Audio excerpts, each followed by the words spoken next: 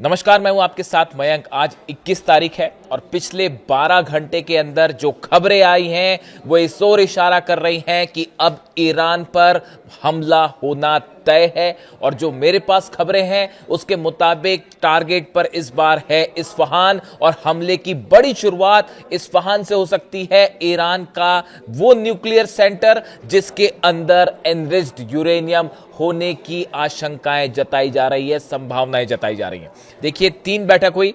मैं आपको आज विस्तार से 2-3 मुद्दों पर बात करूंगा, लेकिन पहले 3 ऐसी बैठकें हुई हैं पिछले 12 घंटे के अंदर जिसपे ईरान पर हमले का प्लान तैयार हो चुका है। सबसे बड़ी बैठक हुई है ब्रैड कूपर और जनरल डैन केन के बीच। ब्रैड कूपर जो कि सेंटकॉम के चीफ है, जो हमले करती है यूनिट ईरान के ऊपर हमले करती है जो अमेरिकी सेना, सेंटकॉम जो है उसके चीफ, और दूसरे डैन केन जो chief of joint of staff है अमेरिका के। इन दोनों के बीच बैठक हुई है और हमले का प्लान लॉक कर दिया गया है कि कहां कहां हमले होने हैं। खार्ग आइलैंड पर, केशम आइलैंड पर कैसे हमले होंगे, इस्फहान पर कैसे हमले होंगे, क्या ग्राउंड ऑपरेशन होगा नहीं होगा, यह प्लान तैयार है।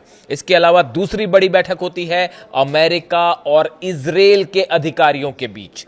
इसमें नेतन्याहू भी शामिल थे और बड़ा प्लान तैयार हुआ कि इजराइल कैसे हमले करेगा, अमेरिका कहां से हमले करेगा, इसको लेकर प्लान तैयार हुआ। उसके बाद तीसरी बैठक होती है नेतन्याहू की अपने आर्मी के ऑफिसर्स के साथ, जिसमें यह प्लान तैयार किया गया है कि अमेरिका किस तरह से स्ट्राइक करेगा।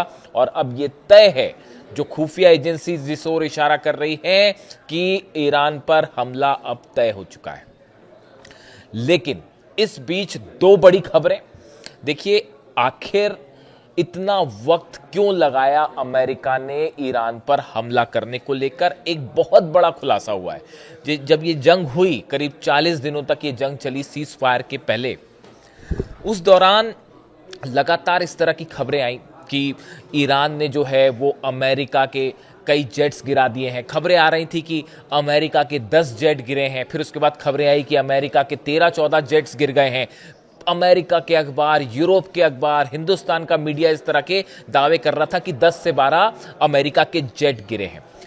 उस जंग के बीच में एकमात्र हिंदुस्तान का यह पॉडकास्ट चैनल, मैंने यह दावा किया था कि 25 से 30 अमेरिका के जेट तबाह हो गए हैं। आप मेरा वीडियो उठा के देख लीजिए। मैंने डंके की चोट पर यह दावा किया था कि अभी आप 25 से 30 गिरने की बात है, लेकिन जब यह जंग खत्म होगी उसके बाद जो आंकड़े आएंगे उसको सुनकर आप हैरान रह जाएंगे। और कल अमेरिका की कांग्रेस, मैं अब किसी एजेंसी की बात नहीं कर रहा हूं, अमेरिका की संसद की एक फैक्ट फाइंडिंग कमिटी जो थी, जो सर्च कर रही थी, उसने यह बात कही है कि अमेरिका के 42 जेट, 42 जेट्स ईरान ने तबाह किए हैं इस जंग के बीच। यह दावा अमेरिका की संसद की वो कमेटी जो है वो कर रही है। रिसर्च सर्विस रिपोर्ट जो है उसमें आई है। देखिए खबर क्या है, देखिए। US congressional research service report acknowledged that 42 American aircrafts were destroyed और damage during the war on Iran. America की संसद की जो कमिटी है, रिसर्च सर्विस रिपोर्ट जो दे रही है, इसमें यह दावा कर रही है कि 42 जेट अमेरिका के जो है वो हिट किए ईरान ने, और एक्चुअल नंबर इससे भी ज्यादा हो सकता है। मैंने आपको कहा था, देखिए बड़ी सारी चीजें ऐसी होती हैं, जब आप जंग में किसी चीज का एनालिसिस करते हैं तो आपको बहुत सारी चीजों का डेटा अपने पास रखना पड़ता है। रडार्स पर कितने प्लेन फ्लाई किए हैं, कौन से सेंटर से फाइटर जेट टेक ऑफ कर रहे हैं, F-16 कहां से टेक ऑफ कर रहा है, F-35 कहां से टेक ऑफ कर रहा है, किस जगह पर ईरान के अटैक्स ज्यादा हैं, कौन से बेसिस पर जो है अटैक। ये सब एनालिसिस करने के बाद इस तरह के जो दावे हैं मैंने रखे थे अपने पॉडकास्ट में कि 25 से 30 जेट ऑलरेडी हिट हो चुके हैं अमेरिका की, और ये संख्या बढ़ सकती है। और ये इस बात की मुहर है, अमेरिका खुद इस बात को मुहर लगा रहा है। बड़े सारे लोगों ने सवाल उठाए मुझ पर कि आप जो बात कह रहे हैं ये आप एग्जेजरेशन कर रहे हैं, बड़ा चढ़ा के आप बता रहे हैं, अमेरिका इतना पावरफुल देश है और ईरान कैसे उसे हरा सकता है, इतना नुकसान कैसे पहुंचा सकता है, आरजीसी के दावे गलत है। इस तरह के तमाम आरोप मेरे पर लगे। लेकिन आज अमेरिका की संसद की ये कमिटी कह रही है कि 42 जेट हिट हुए। खबर एक बार फिर सच साबित हुई। जब ये जंग शुरू हुई थी तब भी ये सवाल उठते थे कि आप जो है ईरान को बढ़ा चढ़ा के दिखा रहे हैं, आप ईरान कैसे मुकाबला करेगा अमेरिका। मैंने तब भी कहा था, बार बार मैं ये बात रिपीट कर रहा हूं कि शाहिद ड्रोन और ईरान की मिसाइल्स बेहद घातक साबित होंगी, और देखिए वही हुआ। और अब ये एक और दावा साबित हुआ है 42 अमेरिकन जेट्स का। दूसरी बड़ी खबर, ये तो अभी अभी की बात है, ज्यादा पुरानी नहीं है। यूएई के न्यूक्लियर सेंटर पर, न्यूक्लियर प्लांट पर अबू धाबी में हमला होता है। इस हमले के बाद अगले दिन मैंने आपको वीडियो बनाया था, आपको याद भी होगा, अभी 2-3 दिन पुरानी ही बात है। मैंने वीडियो बनाया था, मैंने आपको यह कहा था कि यह हमला किसकी तरफ से हुआ है यह साफ नहीं है, यह फॉल्स फ्लैग ऑपरेशन हो सकता है। जो रडार्स बता रहे थे, जो चाइना से खबरें थी, सोर्सेस से बड़ी सारी चीजें होती है जो आपको एनालाइज करनी होती है। जो रशिया और चाइना के सैटेलाइट्स जो बात बता रहे थे, वो ये कह रहे थे कि सऊदी अरब का एयर स्पेस ट्रैवल करके ये ड्रोन्स आए थे जिन्होंने अबू धाबी में न्यूक्लियर प्लांट पर हमला किया। और अब ये बात निकल के सामने आ रही है, इस तरह के दावे ईरान कर रहा है कि ये हमले इजराइल ने करवाए थे। इजराइल ने यूएई में अबू धाबी में न्यूक्लियर प्लांट पर हमला नेतन्याहू के कहने पर करवाया गया। इजराइल ने ड्रोन भेज के हमले करवाए गए। इराक में 2 सीक्रेट बेसेस हैं इजराइल के, इस तरह की खबरें हैं। और वहां से ये जेट्स ने ये ड्रोन्स ने टेक ऑफ किया था। जो 3 ड्रोन आए थे, 2 को यूएई ने मार गिराया, तीसरा अबू धाबी में उस जनरेटर पर गिर गया जो न्यूक्लियर प्लांट का था। और मकसद यह था कि ईरान और यूएई के बीच हालात खराब हो जाएं। यह कोशिश थी इजराइल की। इस तरह की बात ईरान ने अपने नई रिपोर्ट में कही है, जो कि सैटेलाइट से इमेजेस आई हैं उसके आधार पर। देखिए, मैंने वीडियो बनाया था आपको, मैंने यही सवाल उठाए थे कि आखिर ड्रोन आया। ये बहुत आसान होता है कि कहीं पे भी किसी भी अरब देश पर हमला हुआ, उसके बाद आपने दावे कर दिए। भाई, ईरान ने कोई क्लेम नहीं किया, आईआरजीसी की तरह आपको पैटर्न भी समझना पड़ेगा। ईरान की तरफ से जब भी जो भी हमले हुए, ईरान की सेना उसको क्लेम करती है कि हां, हमने अमेरिकी शिप पर हमला किया, हां, हमने जो है अमेरिकी एयरप्लेन को गिरा दिया। इस तरह के दावे ईरान की सेना अपनी तरफ से करती है। लेकिन यूएई पर जब हमला होता है, न्यूक्लियर सेंटर पर जब हमला हुआ, न्यूक्लियर प्लांट के बीच, एक तो अचानक से बीच में हमला हो गया, कुछ इस तरह की कोई घटनाक्रम तो था नहीं, लेकिन वो हमला हो जाता है। उसके बाद आईआरजीसी की तरफ से कोई बयान नहीं आया, यहां तक कि यूएई ने भी कुछ नहीं कहा कि ये ईरान ने हमला किया या नहीं किया। इस तरह की खबरें आ रही थी कि हूती ने करा दिया होगा हमला, इस तरह की खबरें चल रही थी। लेकिन देखिए, कोई भी चीज छुपती नहीं है। सैटेलाइट्स जो है चाइना के भी, रशिया के भी, वो एक एक चप्पे चप्पे पे मिडिल ईस्ट पे है, और हर चीज जो निकल के सामने आ जाती है। और अब जो बताया जाता है कि इसको समझने के बाद जो चीजें निकल के आई कि ये हमला इजराइल की तरफ से करवाया गया था, ऐसा दावा ईरान कर रहा है। देखिए, इंटरेस्टिंग बात देखिए। और यूएई में न्यूक्लियर सेंटर पर जब हमला हुआ, उसके बाद जब यह स्थिति बनी कि डोनाल्ड ट्रंप का बयान आता है, क्या बयान आया कि भाई मैं हमला करने जा रहा था, हम तैयार थे हमला करने के लिए, लेकिन सऊदी ने कहा, कतर ने कहा और यूएई ने कहा, इसलिए मैंने हमला टाल दिया। अब आप खुद सोचिए, अगर यूएई के न्यूक्लियर पावर प्लांट पर ईरान ने हमला करवाया होता तो यूएई अमेरिका को हमला करने कहता या रोकने कहता? लेकिन यूएई की तरफ से बताया जाता है कि हमला रोकने के लिए कहा गया अमेरिका को। वजह यह थी कि यूएई के पास भी यह सबूत थे कि यह हमला ईरान ने नहीं किया और यह फॉल्स फ्लैग ऑपरेशन था।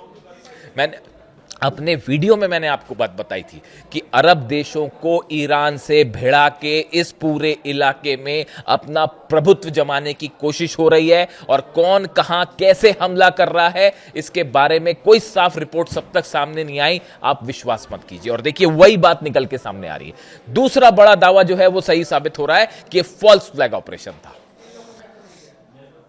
अब देखिए तीसरी बड़ी बात, ये जो हमले बार बार जो खबर आ रही है कि हमले जो हैं होने जा रहे थे, लेकिन इतना टाइम डोनाल्ड ट्रंप ने क्यों लिया?